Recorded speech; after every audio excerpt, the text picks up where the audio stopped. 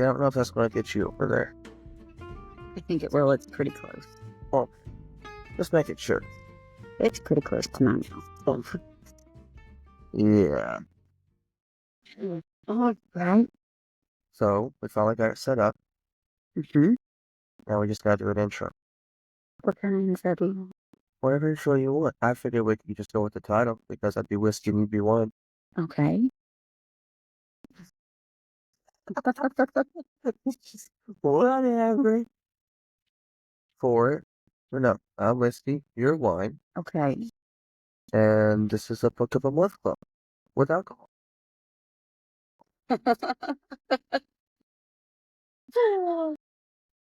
And we're starting with Fourth Wing. Although it doesn't have the book cover. No, I didn't put the book cover on there because I figured I'd be flipping through pages. That's And the fact that you're using a computer and you don't know nothing about technology, and I'm using a pen and paper and have the whole thing set up. So yeah, that's gonna be fun. It is. Just a little bit. It's all your fault. Our plan is to do a book a month for it. But we're going to do this series first and get this series caught up. Mhm. We're going to do the first and second books in succession because the third book is coming out in January. So excited. I have not read both of these books. I am trying to read these books as we do this. Mhm. So, I will try not to give anything away. oh, you're going to give stuff away. I want to Probably. remind you not to say that Probably. for it. Especially with some of the stuff that I have questions over. Because you're going to be like, oh, that's not going to matter because it happens at this point in the book. Possibly. I'll try not to do that. You're so going to do that. I probably will, but I will try not to. Alrighty, where do you want to start? I'll let you It's the start. beginning. You got to start at the beginning. Well, yes, but I'll let you start. Why do I have to start? Because you haven't read the book. Yes, I haven't, but that don't mean anything for it. Do you want to do summaries of each chapter, or you just want to summarize like the first 12 chapters? Or do you just want to summarize as we go? I honestly don't know. I mean, I've got notes for each individual chapter, because I didn't know exactly how you wanted to go about it. So, I figured that'd be the most interesting part. See how I went about it, see how you went about it, yeah, see how crazy we both went about it and what we caught out of it yeah, for it. you start. Alright. So, the main summary is about Violet, the main character, right? Mm-hmm. She's the main character? Mm-hmm. For the first chapter? Yeah. Yeah. So it kind of gives you, the first chapter kind of gives you a rundown, a slight rundown of the family. Kinda. It's not very detailed, but there is a slight. They tell you that she had a dad, and he died from a heart attack because her brother had died. His heart problems started after Yeah. Brennan died, yeah. For it. They don't really, at the first chapter, they really don't tell you why he died. It's just that he had died. Or I don't. I'm very suspicious about his death. There is a big part of me that thinks that it wasn't heart failure or anything. Her dad's death? Yeah. It could be. I really think that he died of unnatural causes. You know, somebody took him out, is what I think. Well, I mean, he was a scribe. Uh-huh. So it depends on what he was doing in there for it. Mm-hmm. I mean, later on, we do learn some of what he was researching and whatnot. And supposedly, we're supposed to be finding out more about his research in later books. Fingers crossed we find out some in chapter 3, but I don't know if it's going to be 3, 4, or 5. Okay. But we are supposed to be finding out more about his research. But there's a strong part of me that thinks that it wasn't, grief that actually got him. I have to say for it. Yeah. Right now, I'm going with grief. Just because of the way it timed out. Yeah. But that could all change Mm-hmm. for it. He has an older sister. She's the youngest out of the whole family, isn't she? She is, yeah. For it. He has an older sister Mm-hmm. and she is a writer Mm-hmm. for it. And then she has a mom who is the general, Or best guy at work. and that is a very interesting. Mm-hmm. So do you want to talk about the dynamics between the the three surviving Sorengels? We can. So do you want to start with Mama Sorengel or do you want to start with Mira? Let's start with Mira Okay. for it. Because all you see in the first chapter with Mira is just how much she's against her mom sending her into the writers. Because her dad had trained her to be a scribe Yeah. for it. And you see that she is constantly, she's really trying to get her mom to change her mind and allow Violet to go into the scribe quadrant. And it's mostly because the writer's quadrant is so dangerous. I mean, every time you turn around, there's somebody dying. Yeah, somebody's murdering on Greg. Yeah, but it's not just the dragons either. It's also the cadets. The cadets are killing each other too. I mean, like, okay, so some of the things that in the first chapter, when you're reading through. Oh wait, I want to ask you this question before we get too far in. Okay. For it, so you know how at the start of the whole book, for it, because she reads books differently than I do. You read every little detail for it. So with knowing that, in this book, I read every little detail. Normally, I skip stuff, like just little small stuff, unless there's a prelude that actually matters. Usually, I skip chunks and just read the chapters for it. But in this one, she says that this is transcribed from a book for it, in that first, at the very beginning of the book for it. All right. The following text has been faithfully transcribed from Nirvana, the modern language by so-and-so, curator so-and-so, and all that, right? May their souls be committed. What if this whole thing is us being the scribes? How do you mean? For it. All right, so the scribes study the history for it, read it, write it, keep track of it and everything for it. And if this is the text from them, then we're studying it to see how everything plays out. Now, one thing that I would like to point out is who the curator is in that is transcribing it. Because where is it? So where did it go? Okay, here it is. It was transcribed from the Narbarian into the modern language by Justinian Millward. Now, if you should recognize that name, Justinian Millward. You haven't gotten to her yet? I don't think so. So, what was the last chapter you read? Full last chapter, it was like 27. Okay, you should have ran into her already. Yeah, but there are so many people in this book. There are. So she is one of the scribes that... Is she the deaf one? So, I don't think she's deaf. It's just that I think the scribes use sign language.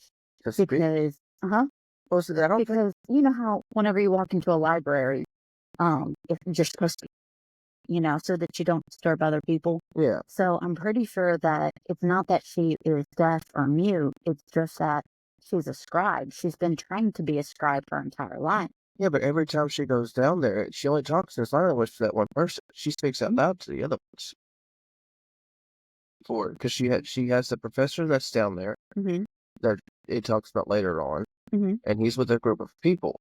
Yes, but they don't necessarily say whether or not she is speaking out loud or using sign language. So you think she's just saying whenever she says that she signs that first time, that first person, and she just stays in that mode all the way through? I kind of think so. But then again, I don't know for Well, I mean, she takes like Xaden down there, and he talks to the girl. She takes Liam down there, and he talks to the girl. yes, but there's a section in there where Violet says that it surprised her to find out that Liam and Xaden know how to use sign language. Hmm. So I think that it's more so a matter of that's how people communicate with scribes in particular. I mean, Violet was training to be a scribe, and she knows sign language, so clearly she can speak, but at the same time, she also knows sign language. Now, granted, Violet also knows other languages. Yeah. So, but I'm pretty sure that's just how scribes are trained to speak. So that they don't disturb other people. While they're studying or reading or anything? Yeah. Hmm. I mean, because, like, if you go to a library, it's common knowledge that you're supposed to be quiet, so that you don't disturb other people. And I think that's the same thought process. And I don't think that Justinian necessarily just can't speak. I think it's just that that's how. I just figured she was dead, and that's the way they talked to her. I don't think so. I mean, now granted, it doesn't specifically say, or at least I haven't noticed that it specifically says that. But I think that's just, it's the scribe quadrant, and you're supposed to be quiet, so. Everybody just signs. Say quiet. Okay. That's what I'm thinking, at least. But it was, this is being transcribed by Jacinia, who is one of Violet's friends. They were studying to be in the scribe quadrant together, and all of that. So, I just found that interesting that she's the one that's transcribing it. And I think in the second book, the little note like that, I want to say she's the curator for the scribe quadrant, according to that note.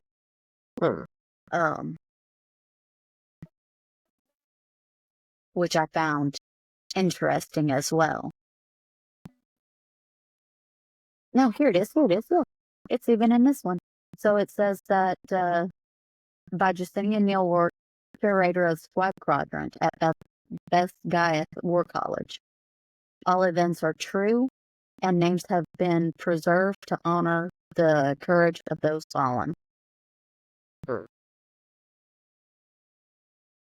How did we get on that? Because I asked for your spot. That's how. Oh. I mean, we're the ones reading it. There's no way we're writing dragons. Because if we were writing dragons, we wouldn't be sitting here talking about this book for it. Wouldn't it be something if we could, though? Yeah. I would be terrified. It would be awesome until they started speaking to you in your mind. Then it would be slightly terrifying. I could see myself going into the scribe quadrant, honestly.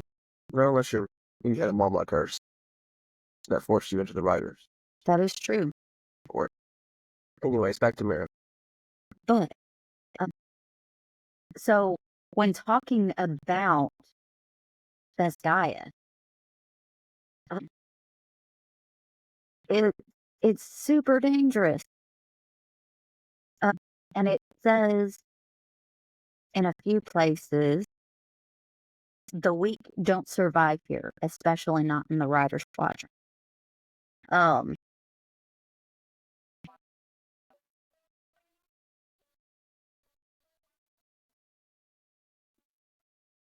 And then when entering into the Rider's Quadrant, you're going into battle.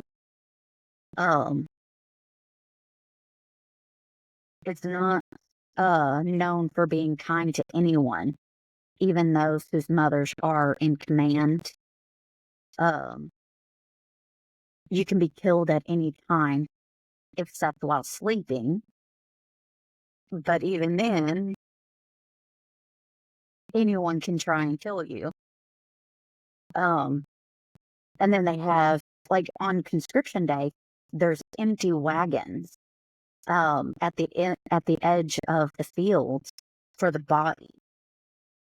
And um, Mira actually advises Vi not to seek friendships, only forge alliances. Yeah, but Violet does not follow that. For it. She does not follow her sister's advice for anything. She does, but at the same time, she is a very kind soul. She doesn't, she would much rather have friends. She needs friends, Yeah.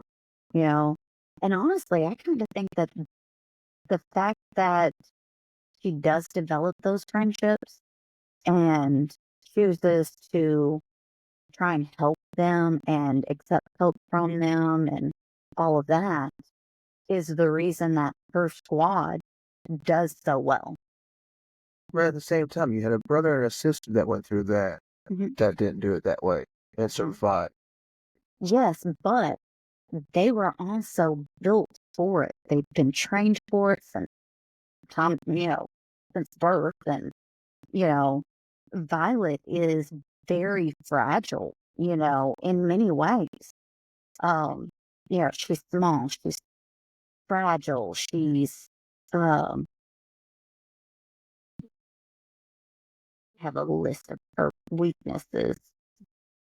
You got massively detailed about this. You went massively detailed. And my stuff's like 1-page notes and stuff. You got file on top of file on top of file over there. I shortened it. Let's see. She can't handle her rucksack. She even says that her treacherous body makes her embarrassingly vulnerable. And then her mom curses a sickness when she was pregnant with Vi, saying pale skin, pale eyes, pale hair. It's like that fever stole all your coloring along with your strength. Yeah, but did the fever actually steal it, or the fact that her dad kept her in the library her entire life steal it? That is, I mean, considering the fact that Imogen is able to build her muscles and she's able to handle sparring and challenges on her own, makes you wonder about that. But at the same time, though, her bones are very brittle. They break easily, and her joints dislocate. And um, in an interview, Rebecca Yarros had actually stated that she created Violet as a hero in a story that is able to be related to by people with physical. I mean, she pulls a true underdog thing. Just from the first couple of chapters, she pulls a true underdog story out of it. For it. You take somebody that can't really do anything, and then all of a sudden, they're like the top of their class. For it. I mean, even though she went, like, the classes that they're having them go through, she's dominating just because she went to the Scribes Force. Yeah. For it, with her dad. Her dad having her in there constantly. Primarily history and battle brief. Excuse me. But even her sister told her that her the best thing she can do is use her knowledge for everything. Yeah. For her. Yeah. But I mean, she is.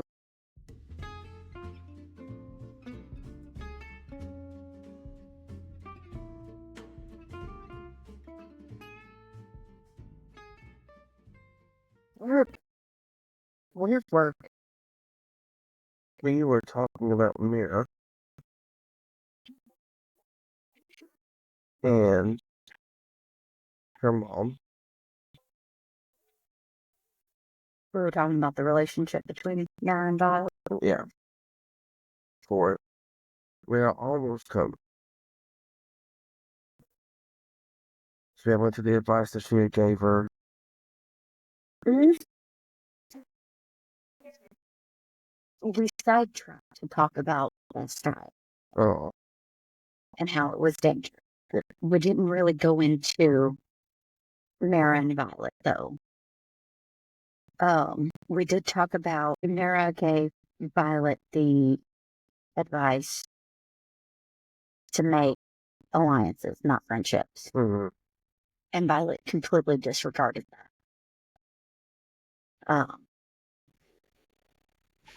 Excuse me. But I do think that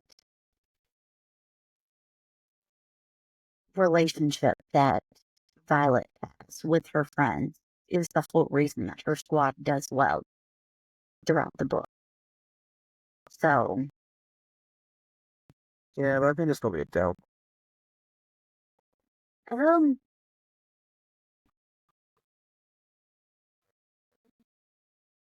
so far it has. Not yet. But I do think it's a downfall. But what we didn't talk about was Mira really tries to protect her. She gets the vest that has the dragon scale armor in it. And is going through telling her all kinds of stuff about how to get across the Yeah, and everything else for it. and then gives advice on how to survive in the quadrant and all that good stuff.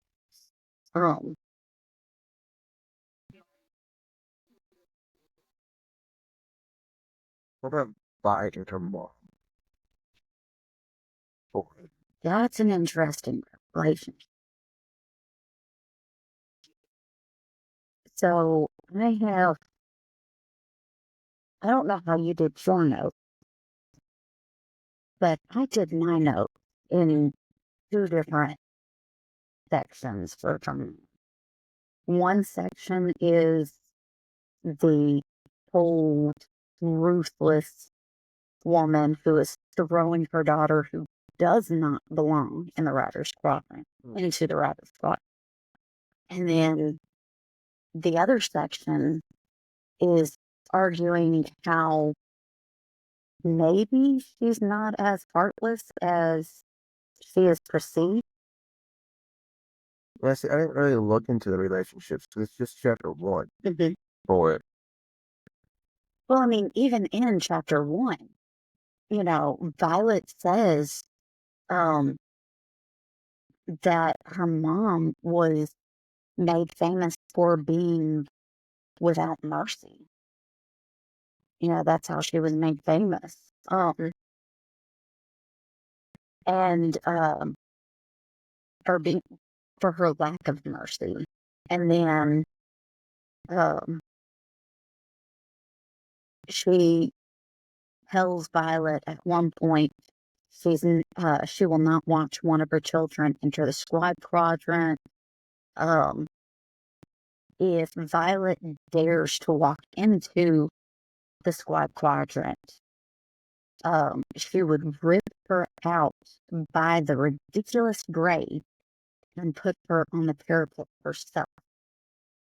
Yeah, but I think that's mainly just because of her dad. There's not a balance there between her mom and dad for them to actually figure out where to send her for it.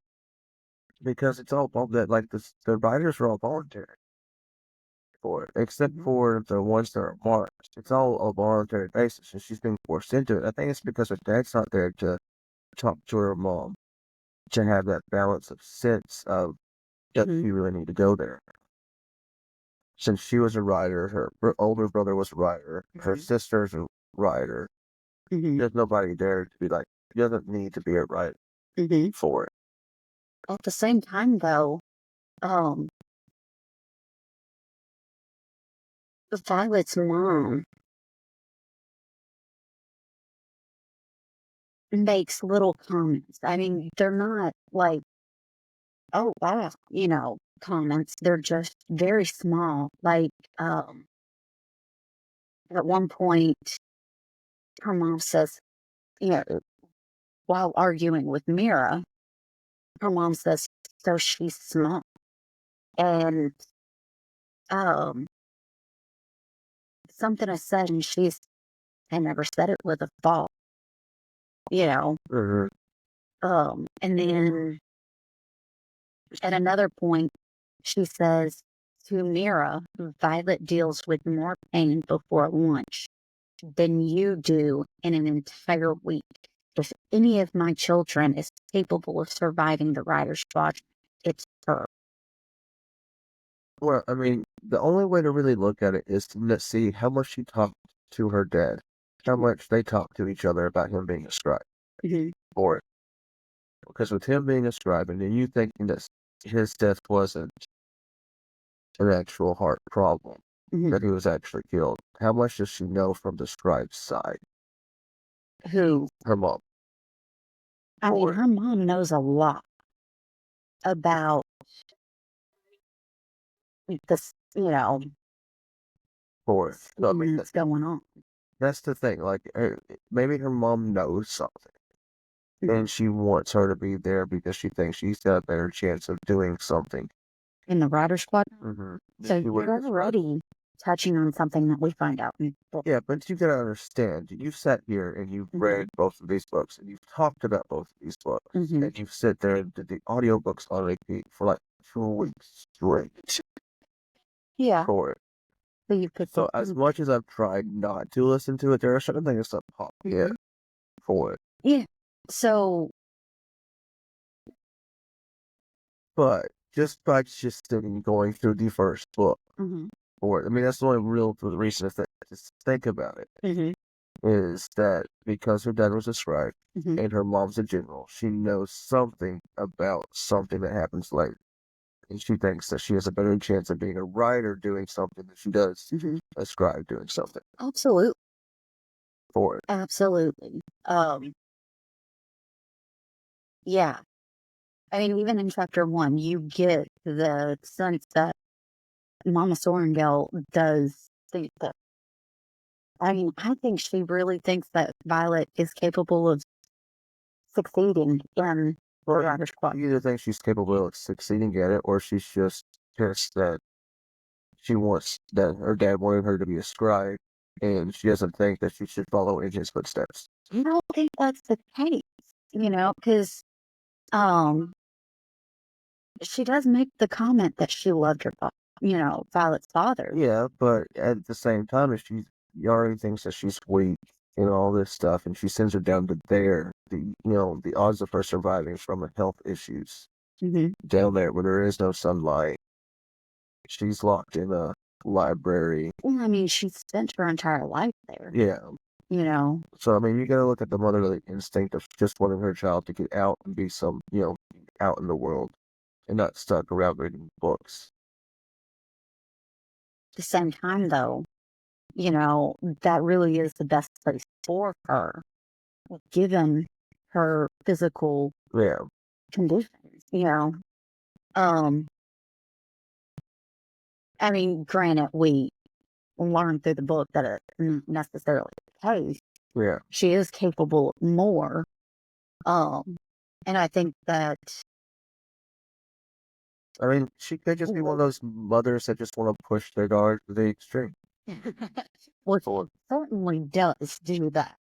Or she could just be one of those mothers. The biggest thing out of chapter 1, outside of the family and everything, was the fact that Mira tells her to stay away from Xaden. From Xaden? From Xaden. Yeah. She gets so attracted to him so quickly. So you know she's not going to stay away from him. No, not at all. I think that Xaden is very I don't think misunderstood is the right word, but that's the word that comes to mind. I mean, just from the ending of chapter 1, because he's brought in at the end of chapter 1. She leaves him with this air of there's something else going on than just him being this rebel son who's marked for it. I mean, for me, there's a couple of things that just make my eyebrow rise. Um, like when he notices that Ree and Violet have swapped a boot, you know. Um, he says, or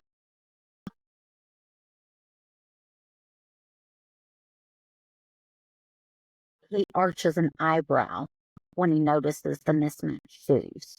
And then his hands relax, Mhm. you know. And then there's another part, when Dylan falls off the parapet, Mhm. he's watching Violet with a look that Violet can't decipher, Mhm. you know.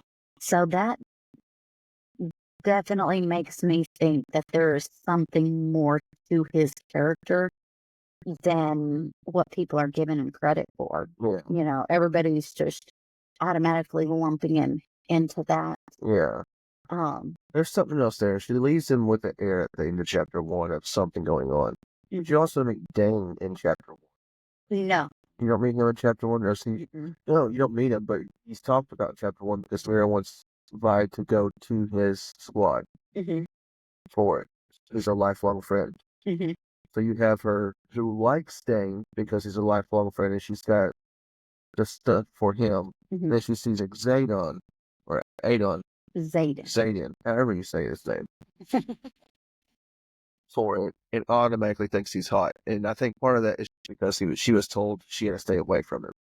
Well, she didn't know that he was who he was when she first starts describing him as a sculptor.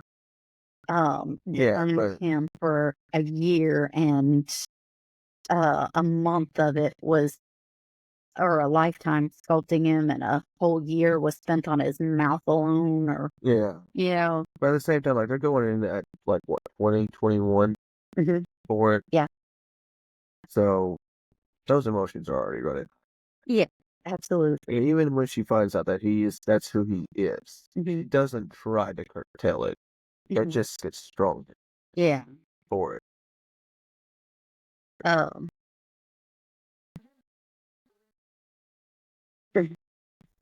Yeah. Pretty Hard much. time trying to stick with just this slow chapter going forward and not jumping all the way forward on it. Well, I just don't know what else to say about chapter 1. Well, to go into chapter 2, you talked about her changing boots, and that's what she does for chapter 2. For it, she gives a boot away. That's in chapter 1, before she crosses the parapet. Right. Chapter 2, she actually crosses the parapet. He sees what's his name die in Mhm. chapter 2. No, she sees him die, Dylan die in chapter 1. In chapter 2, um, she actually starts across the parapet in chapter 2. She starts across it. She realizes how big of her family's name is in chapter 2. I think that her No, she already knew. No, I think it really dawns on her, not just because her mom's a general and she knows that her name's big, but the Mhm. fact that her they register who her brother was No. and who her sister was for it. So she registers how well known her sister is in chapter 1. Before she starts going upstairs, because when Violet goes to sign in, Mm-hmm. um,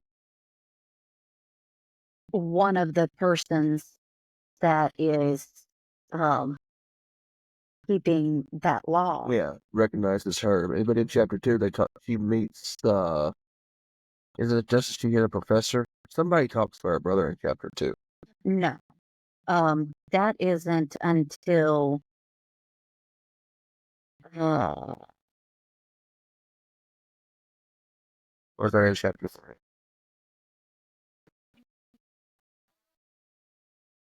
It might be later on. I don't know why I have it wrote down for chapter 2.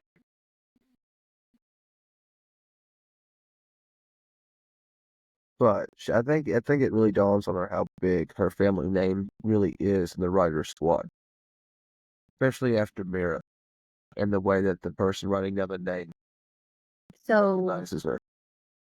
I think she realizes how well known her sister is. Um, but she knows how well her mom's name is because she's been warned that um the marked ones are um not going to like her because she is a Sorringdale. Um and stay away from Xaden because he's gonna try and kill you as soon as he finds out. And then in chapter one, Violet, um, when Mira is helping her, repack her rucksack and is giving her the armor and the boots and the leathers and everything, Violet says, daggers are supposed to be won, are earned, and what if somebody, has an issue with this? Mira looks at her and says, "You're a Sorringdale," Yeah. So she is very well aware of everybody's going to know who her mom is. Her daggers play a huge role with her life Oh yeah, for it, yeah. especially since she brought those over with her Mhm. for it. Those play a huge role in her life Mhm. because she pulls one right after she gets off of the Paramount or the thing. Yes, after she crosses it. Because you got Xaden challenging her life before she starts to cross. Not really, because he says, "Why would I kill you when the Parapet will do it?" Right. She knows that he's coming after her for it. Then you have Jack Oh, freaking. that just instantly wants to kill everybody in it. I mean, he starts off by throwing a guy off the bridge Yeah, for it. yeah. And I tell you, that to me, the whole thing with Jack, I absolutely love. Once she's gotten across and she jumps down into um, the actual area Where she's got him by the balls. and she puts that knife to his balls, that to me is the best thing. She should have thrown him off right then and there. Oh yeah, I definitely think she Or could have slapped him. when the guy over or the higher up guy goes, "It's up to you if you want to throw him off or not." She should have just tossed him right then and there. Well, it was, do you want him to start out as a unit? Yeah. Yeah. Well, he said that, but he also said because Jack was fighting the fact that she had pulled on him, and he's like, "She is a cadet and you're not," for it. Like, that was her opening shot to get rid of him right then and there, and she should have. She should have, I agree, but at the same time, that's not who she is, especially at this particular point. It's not, but it would have been a great foot to start out on. It would have, and it would have made it to where she wasn't quite as much of a target. Yeah. But at the same time, though, she is very compassionate, and Like, that is her biggest girls are weakness not. Oh yeah, absolutely. for it. For what she's going into, that is her biggest weakness. I For definitely me, agree with that. that, like, she definitely needs a thicker skin. I don't think it's necessarily a thicker skin as much as she needs to get past the idea that she is there to be a killer. Well, I mean, she lets her emotions run high for it in everything that she does. Like, her emotions really control everything she does. Because she wasn't trained to control her emotions like Mira was, Um, she was allowed to be a person for her entire life until 6 months ago, And you can't train for this in just 6 months. There is no way. No. But even then, Mira even tells her that she had been training for her entire life and she wasn't even ready. So, um, now one thing that I find interesting, or an interesting thought, is did the general start the reign for when Violet was crossing the parapet intentionally, or is it just an interesting coincidence that the reign starts just before she is going across it and it ends just after she goes across it? Depends on what mood her mom was in. Her mom's the general Mhm. for it. I mean, it's because I don't think it really plays a factor whether her mom started it or whether her mom could have ended it sooner for it, because she wants her to be the strongest one in that group. But she's definitely not going to start it or stop it. Mhm. But I don't see her intentionally starting it. I don't know. There's a part of me that thinks that her mom would intentionally do it. Just to be that cold. I mean, you're talking about being an extremely cold-blooded person. I don't think it was necessarily being cold blooded.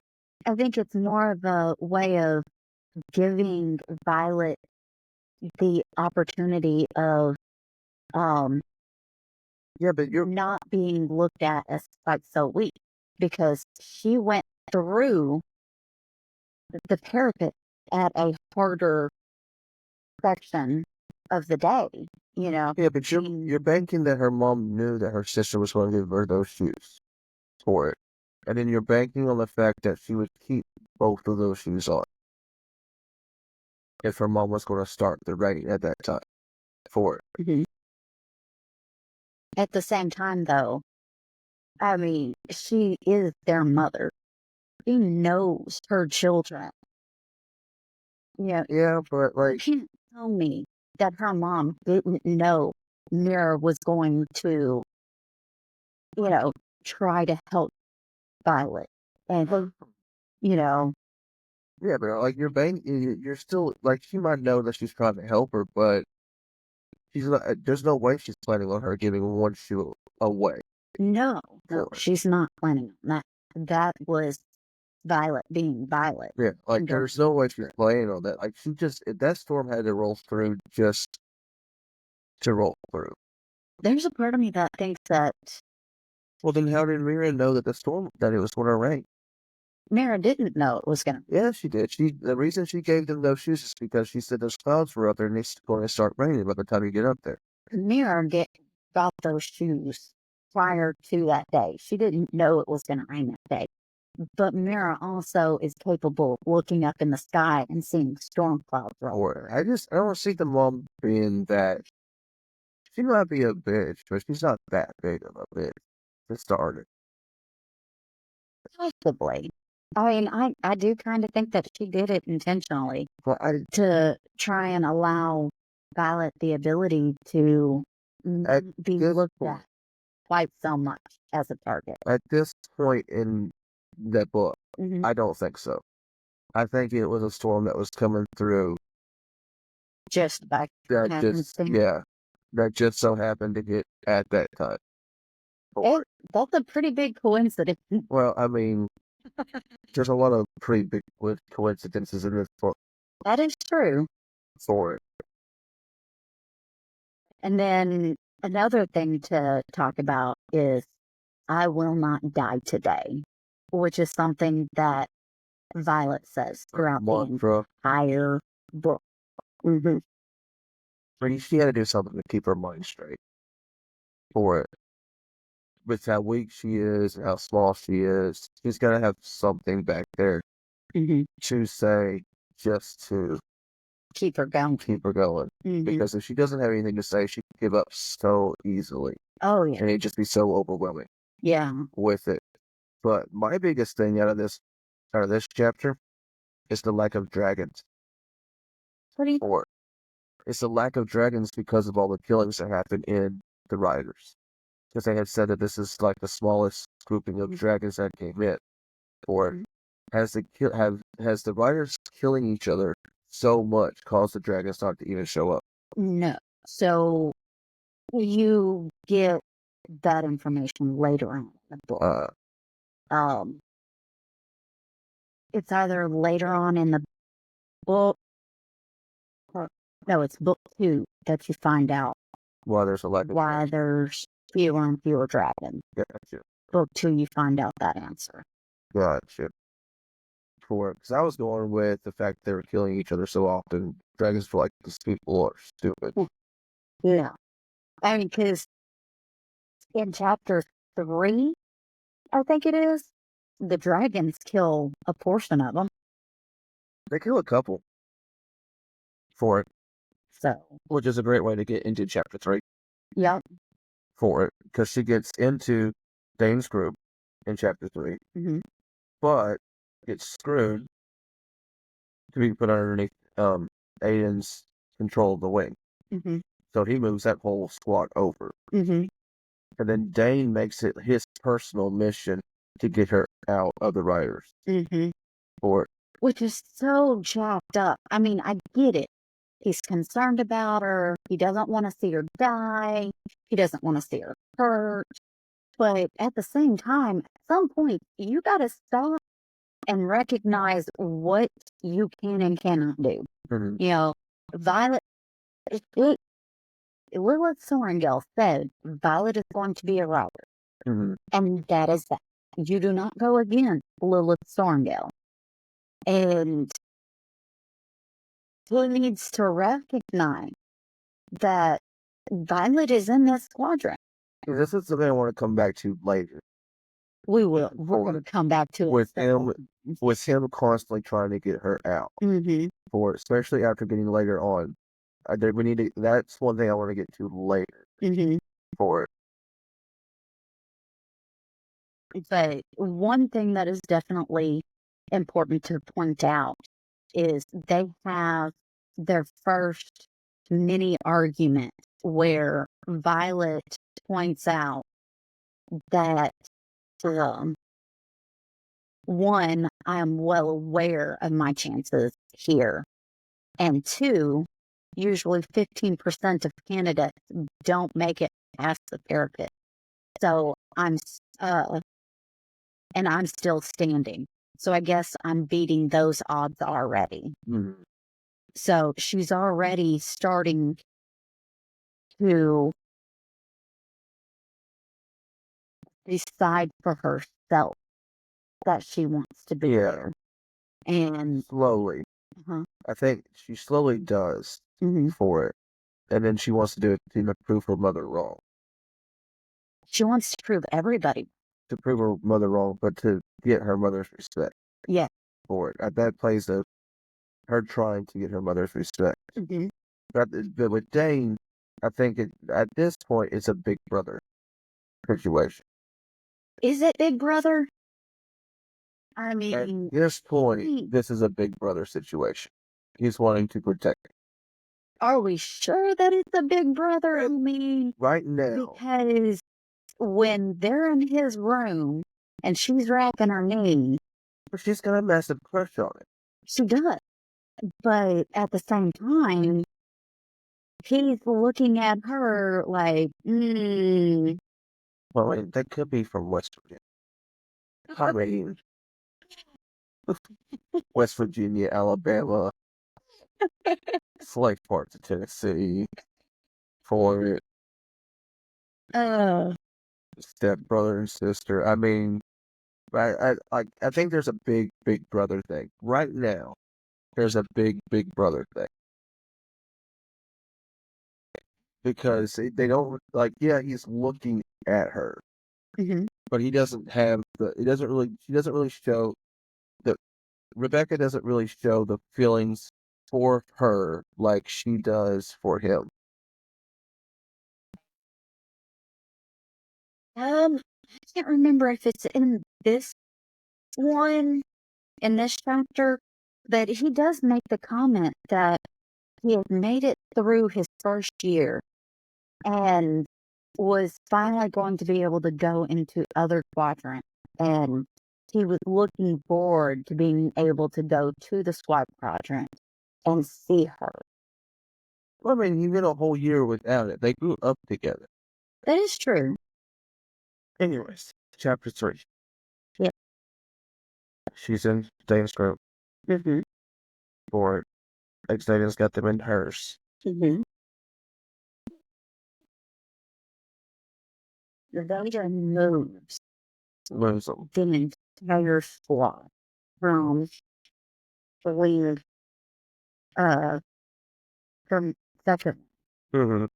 to fourth. And everybody is sitting there going on, it's because Xaden wants to kill her. I think he's doing it specifically to be able to watch over her. Well, at this point, you gotta go with the fact that he just wants to kill her.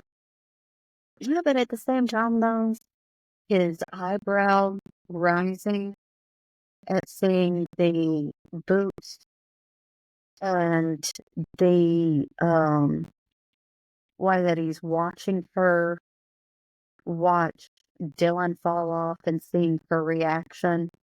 He's got a look that Violet doesn't understand. I think that with the subtle hint, it's hinting that he doesn't have any intentions to kill her. I think he's trying to figure out a way to do it where it's not as suspicious. I think he first was, you know, looking at her as if she was, or she is in the same league as her mom, but I will say this, though.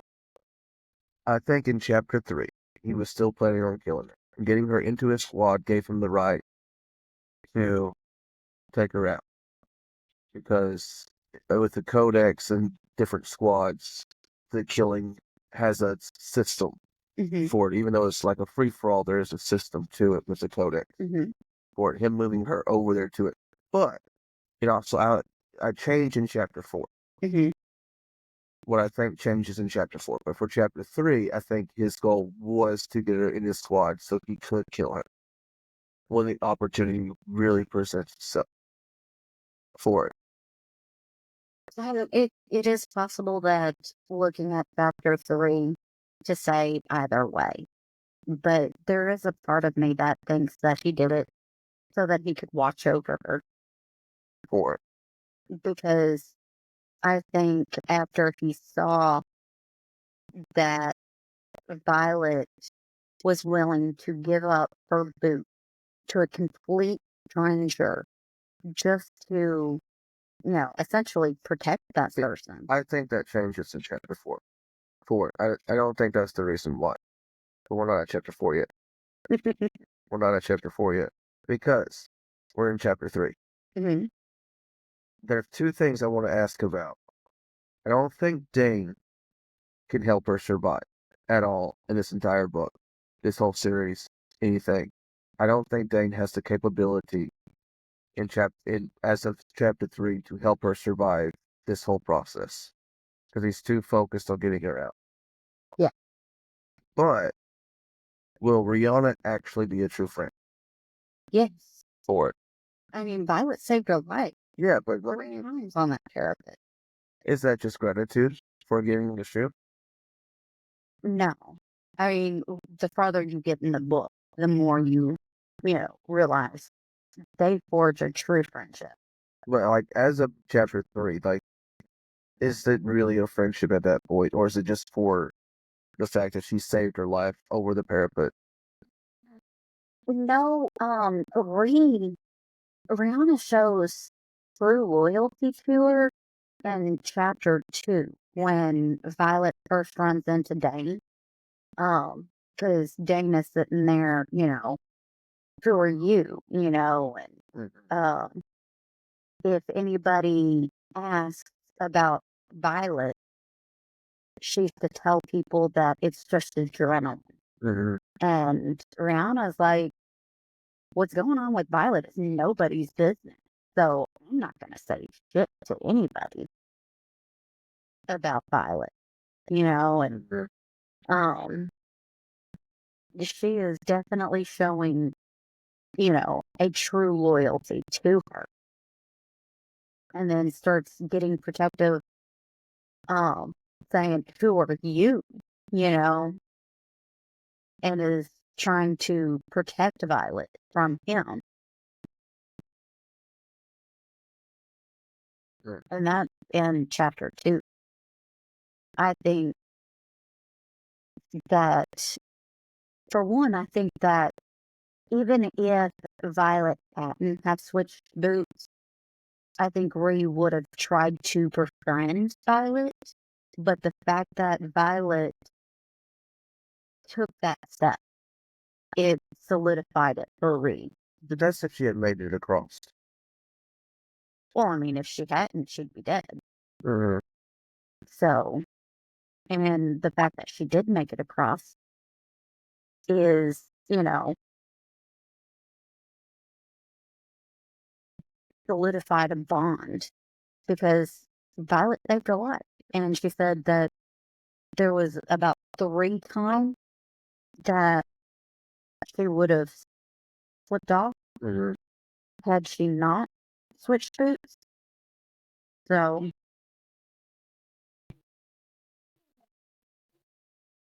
Right. Yeah. Her friendship with Dain and Ree. I don't think Dain has the ability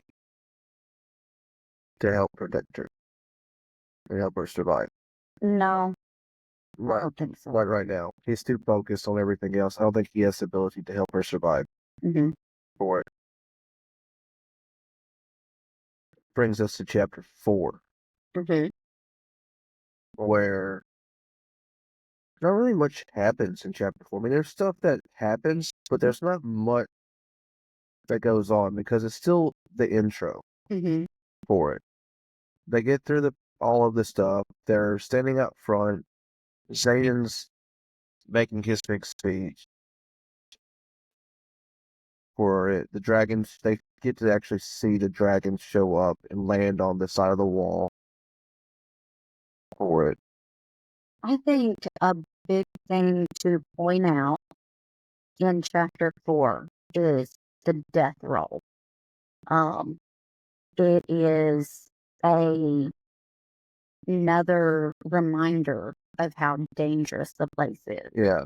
And it also shows what kind of mindset they're trying to instill in these people. And you get the impression that death roll is culturally a big part of their Yeah. culture. Um, I mean, these people are supposed to not show any kind of emotion while the death roll is being read, and once the names have been said, they're not supposed to mention those people again. Mhm. And that you kind of get the sense that that is something that is a part of their culture, and it's kind of shocking. Yeah, Yeah. At the same time, I wondered, like, what time frame this is set in for it. it sets it 100 years after the unification. Right. But I like when you're with these, are we setting this in the time frame of you still are fighting, like you haven't figured out gunpowder, that kind of a time frame for it? Well, they do use daggers and I mean, you all swords. hand in hand swords, that kind of stuff. I mean, you get the arrow kind of feel from the dragon shooting fire and that for it. And they do have crossbows, Yeah. but they don't have guns. So, like, I think part of it isn't just the culture; it's just the time frame she's got these books set in, where it feels like it's that 1500 medieval Kind of. period. There's also a lot of modern advancement throughout it. And that's from the magic side True. for it. I mean, you have to realize that this isn't, it has some similar qualities to a real world, but it is a made up universe, Yeah, you know? So their environment is not, they don't have guns. yeah. The magic kind of pulls that to the side Yeah. for it. Now, this is where I flip from Xaden being wanting to kill her to being her protector for it. And it didn't really dawn on me till later on in the book hmm when you really start to understand that the dragons, talk back and they communicate back and forth hmm for it. But did his dragon tell him to pull her to his group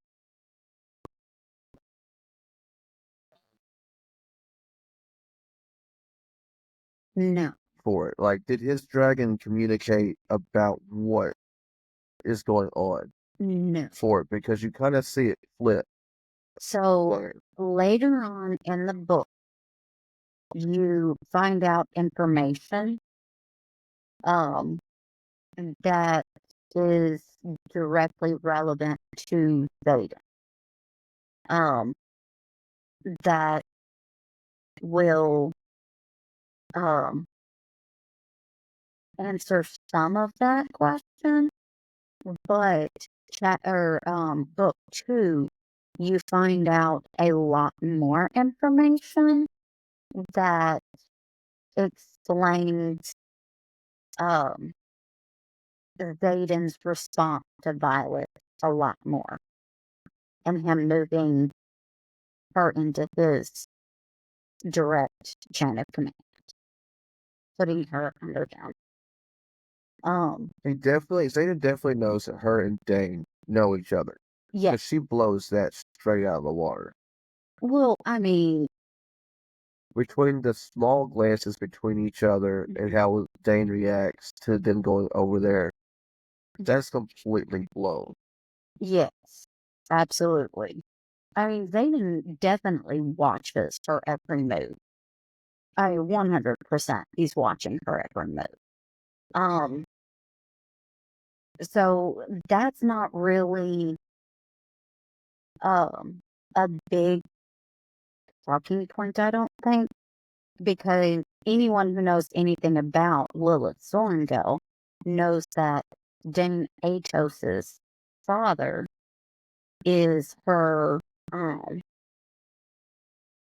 uh assistant, I think is what he is. That's what they call him later on. So advisor or something like that. So anyone who has any kind of understanding of their chain of command, because Dane's dad is in everyone's chain of command, and Violet's mom is in their chain of command, because they are, Violet's mom is the general over the entire school, Mm-hmm. and Dane's dad is her advisor. So anyone who knows anything about the school knows that Violet and Dain know each other and are friends, or at the very least friendly, you know? Um, so Xaden knowing that is not a surprise to me. Mm-hmm. Now, what I do think is a big talking point is Dain's signet. He can read people's mind. But he has to touch them. He Yeah, can't just walk in and read. yes, which is why he's still alive, because Mm-hmm. the intensive that don't have to touch someone, they are killed immediately. Yeah. Um, but throughout the book, Dain touches Violet a lot. A lot. We should go through and count up all the times that Dain touches Violet. Yeah, but I wonder if it's a touch where it has to be in a certain spot, So or if it's just a touch anywhere on the body. later in the book, Xaden says that Dain has to touch her face. And reading the book, throughout the book, Dain touches Violet's face a lot throughout the book. Hmm. You know, he touches her a lot throughout the book, period. But he also touches her face a lot throughout the book. And I think that whether he is looking for anything to go against Xaden, her Navarre, or whatever, I think Dain is looking for anything he can find on Xaden, just for the simple fact that he is jealous of Xaden. Oh my goodness, he is so jealous of Xaden. Yeah, but we found that out later. So much later. I think that's when Xaden flips from wanting to kill her to wanting to protect her. Is when his dragon arrives for it.